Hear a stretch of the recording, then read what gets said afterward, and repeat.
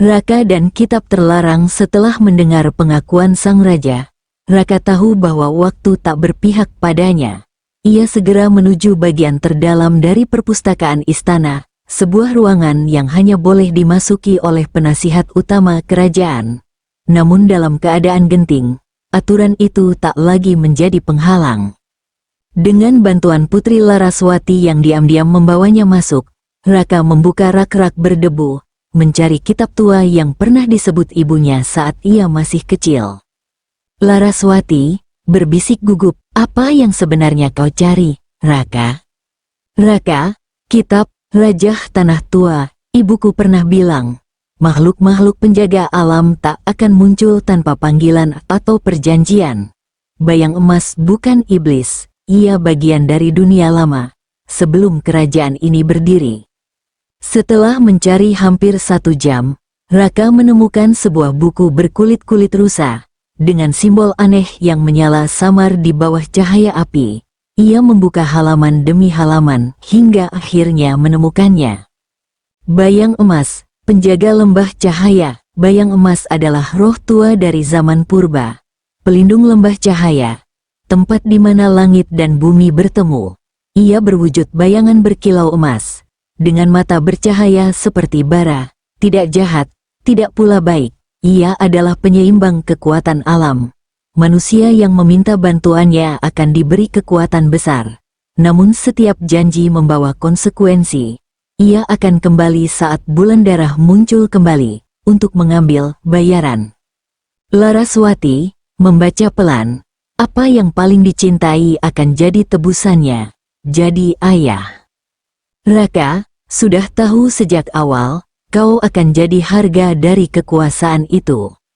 Laraswati gemetar, kenapa tak pernah dia ceritakan, kenapa harus menyimpan sendiri, selama ini? Raka, mungkin, karena ia berharap janji itu tak akan ditagih, atau, karena ia tak sanggup kehilanganmu. Raka memejamkan mata sejenak, dalam hatinya, ia tahu, melawan bayang emas bukan sekadar melawan makhluk gaib, tapi melawan keseimbangan itu sendiri. Dan tak ada manusia yang bisa menantang alam, tanpa harga yang lebih besar. Tapi Raka adalah anak dari penjaga hutan suci. Ia tidak takut pada kegelapan, karena ia tahu, di balik kegelapan, selalu ada cahaya kecil yang bisa menyelamatkan semuanya. Dan malam bulan merah, tinggal beberapa jam lagi. Raka menyapu halaman-halaman kitab dengan mata tajam. Semakin ia membaca, semakin jelas bahwa kitab itu bukan hanya berisi tentang bayang emas, tapi juga cara lama untuk berunding dengannya, sebuah ritus kuno yang dilupakan oleh manusia modern. Di halaman terakhir, tertera sebuah rajah kuno, dilengkapi dengan instruksi.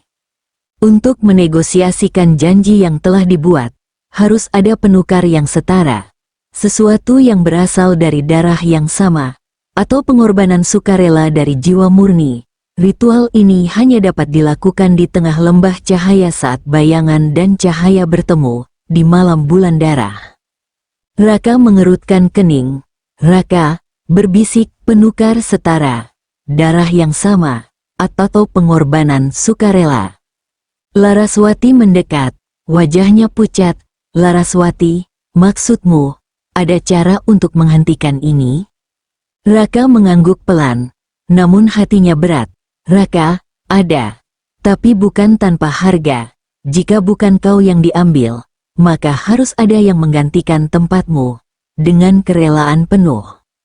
Ia membalik 1 halaman lagi, menemukan doa kuno yang harus diucapkan, serta syarat aneh, bunga, sirih api, yang hanya mekar saat bulan darah, dan sebilah belati dari besi hitam, logam yang hanya bisa ditempa dari batu langit. Raka, menyentuh halaman, aku harus pergi ke lembah cahaya sebelum bulan sepenuhnya merah. Cari bunga sirih api, lakukan pemanggilan, dan siap menyerahkan apapun yang diperlukan. Laraswati mengeraskan suara, aku ikut. Raka menatap Laraswati, di matanya ada keberanian, juga ketakutan, tapi lebih dari itu, cinta pada dunia yang ingin ia selamatkan. Raka, pelan, kalau kita gagal, bukan cuma kita yang binasa, keseimbangan alam bisa runtuh.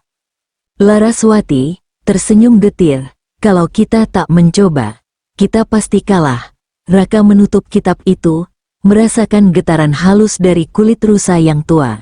Ia tahu, malam ini, bukan hanya tentang menyelamatkan Laraswati, tapi tentang menebus dosa-dosa yang dibuat oleh generasi sebelum mereka. Dan saat suara lonceng tengah malam berdentang dari menara istana, mereka berdua berlari keluar, menuju lembah cahaya, menuju takdir mereka. Di bawah langit malam yang diselimuti merah darah, Raka dan Laraswati berdiri di tengah lembah cahaya. Angin menderu seperti bisikan ribuan roh. Sirih api, bunga kecil berwarna merah menyala, sudah mereka kumpulkan, membentuk lingkaran di sekitar mereka. Belati besi hitam, yang Raka tempas sendiri diam-diam dengan panduan kitab berkilau dingin di tangannya. Raka menarik napas dalam-dalam, lalu mengucapkan doa pemanggilan dari kitab terlarang. Udara tiba-tiba berat, tanah bergetar, dari bayang-bayang pegunungan di kejauhan, muncul sosok itu, bayang emas. Ia melayang tanpa suara, tubuhnya berkilau seperti bara emas yang hidup, matanya menyala bagaikan dua bintang jatuh. Laraswati bergidik, langkahnya mundur setengah. Laraswati berbisik ketakutan, dia sudah datang. Bayang emas melayang mendekat. Suara beratnya bergema di dalam pikiran mereka, tanpa membuka mulut. Bayang emas, waktu telah tiba, tebusan harus dibayar. Namun sebelum Raka sempat mengangkat belati, sesuatu yang tak terduga terjadi. Bayang emas berhenti, dan perlahan, menundukkan tubuh besarnya, seperti memberi hormat.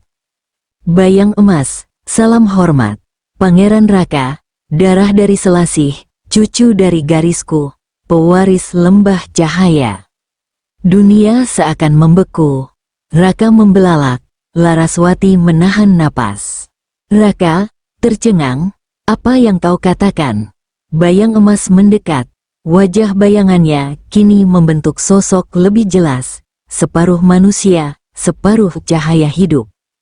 Bayang emas, ibundamu, Selasih Aryasena, bukan sekadar penjaga hutan suci, ia keturunan langsung dariku, dari masa ketika manusia dan roh masih berjalan berdampingan.